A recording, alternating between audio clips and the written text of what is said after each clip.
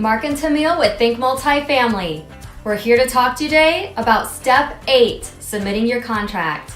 Last time we talked about submitting your LOI. Once your LOI is accepted by the seller, then you go to submitting your contract and negotiating your contract.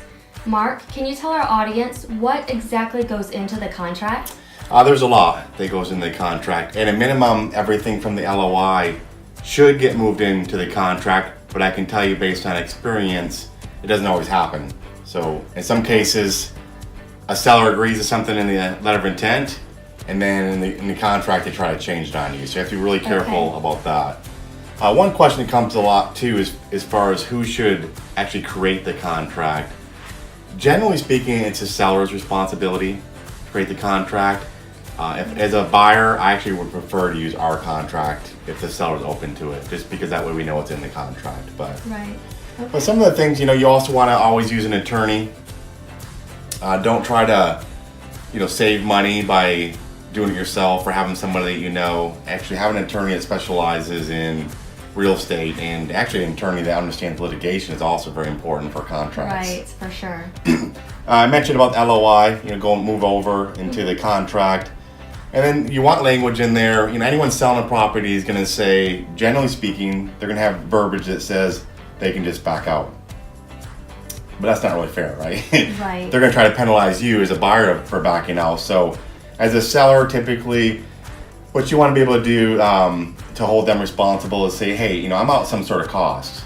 I've actually spent hard money on this, so make sure that they can cover you for those costs. Okay. You also want an assignment verbiage in there. Yeah. What does that mean? So usually when you're going to create your contract, you don't have your LLC set up for the new property yet.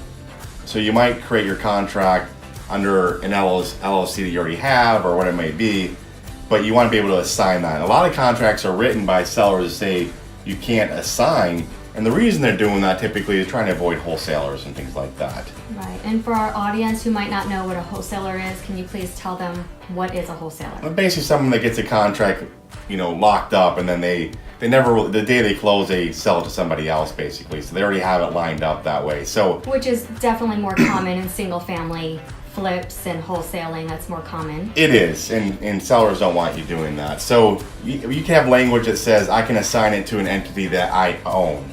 So I create a new entity later on down the road, and then I can assign it to that contract. Okay. To that Good to LLC. know. Yes. We have verbiage in there about city inspections, so the seller has to address any of those city issues that maybe violations the city has found. So we actually have an example of that. We had a property that it's over 250 units, and it had over 700 city violations. Right. But the seller had to account for those and cure and fix all those issues we had. So it was great for us as a buyer. So how does a potential buyer know when city inspections happened or are scheduled to happen? You can go to the city and find out. This particular example, they were doing a city inspection right before we did our inspection, so we knew that, and it was good timing that they did that because they found a lot of things that we might not have known about. Yeah. We would have found them. Yeah, we would have found them during our inspection, but in this case, the seller had to pay for all those issues, which is great. Yeah. I say always have an extension in there. You never know what's going to happen.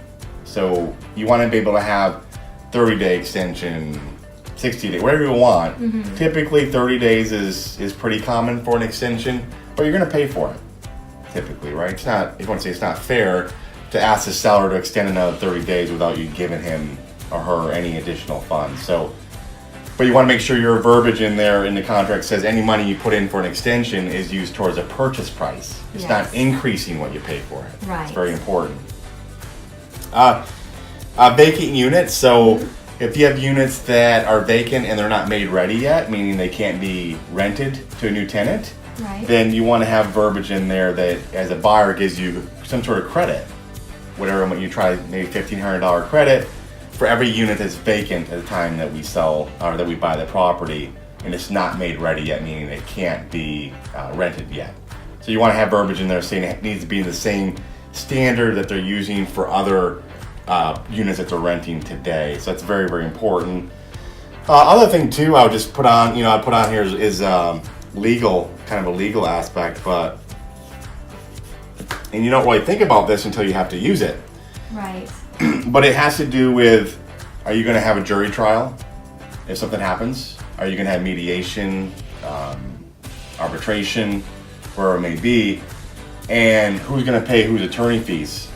So the issue you run into here is, even if you didn't really do anything, let's say, wrong per se, but the other guy has more money than you, right, they can just keep grinding you. I mean, really, just keep grinding you in the court system. And, they can, our attorney, it's a $300 and a bad attitude can get you a lawsuit, basically. And it's true. It's absolutely true. And you say, well, it's not fair, it's not right, they don't have a case. It doesn't matter. All they have to do is legally file the paperwork correctly. Now you're stuck now trying to fight that, and you're gonna spend tens, in some cases, hundreds of thousands of dollars, literally, on litigation if you're going to be in a lawsuit. And you're going to go through mediation, and only 4% or so of all lawsuits make it to trial. Right. But 4% do. So these guys that have more money for you can just keep driving and mediation and things like that. And then they'll say, well, you have to pay our attorney fees if you lose, so they try to get you in that position. So make sure you do what's best for you and consult with an attorney for sure, because it's an important aspect that you might run into at some point. Okay. Well, do you have anything else to add to submitting your contract that our audience might need to know? No, I guess actually one other point I would say, a contract is a contract. So these verbal discussions that happen outside of the contract, while they may be, open for interpretation. I say he said that, he says I said that. Right. If you're ever in a litigation, the attorney is going to he's going to pull the contract out. He or she, right? And say, show me where in the contract that they agreed to do that. And you say, well, they didn't put it in the contract, but I had a conversation, the broker told me, or whatever it may be. Mm-hmm. They're going to, well, is it in the contract? And they're going to say yes or no, is it in the contract? You're going to say, well, no, it's not in the contract. Okay, next question. Right. So it's very important to understand that the contract is what's going to be used for any disputes. And it's important, if you get some sort of, let's say commitment from somebody, it needs to be in writing. Right. So gone are the days of a gentleman's handshake and a man's word is a man's word. If it's not in writing, it never happens. Unfortunately, those days are gone. Yes. In real estate business and probably a lot of other businesses. So, you think you're being a nice guy or maybe, but end of the day, make sure it's in writing. So, and there's a lot of other aspects to this. I mean, there are one or two sentences in a contract that could cost you, tens or hundreds of thousands of dollars, literally, right. The way the contract's written. Well, I know that we've added different things in our contracts just from lessons learned by ourselves or by our friends who are also in the business. So that's definitely one advantage of being a part of our membership program is those right. contracts that we do offer our members. Yeah, there's one other thing I want to bring up, and it's a painful item, but we were involved with another guy, and we're going a whole story. By the end of the day, if the contract has some sort of timeline in it, where you have to meet some sort, as a buyer, meet some sort of date to do something, put earnest money in, to say you're moving forward, yes or no. Make sure you're keeping track of all those, they call them critical dates. Yeah. If you miss those dates, then typically what you're gonna have is what's liquidated damages, which means, generally speaking, it's gonna be the earnest money. So you put $150,000 earnest money down, and you fail to do something, and the seller wants to really hold you to it, yeah. They can say, well, you failed to do that, I'm going to keep your $150,000. And by the way, I'm going to have some attorney fees here and there, you're going to pay for those too. So right. Very, very important to follow those dates, understand what you're getting yourself into, assume anything you agree to in writing, you better follow through with, and if you don't, then you're probably going to have some financial heartache and some stress and pain and everything else. Absolutely. All right, that's all we have for now for submitting your contract. Stay tuned for more videos. Bye for now. Bye.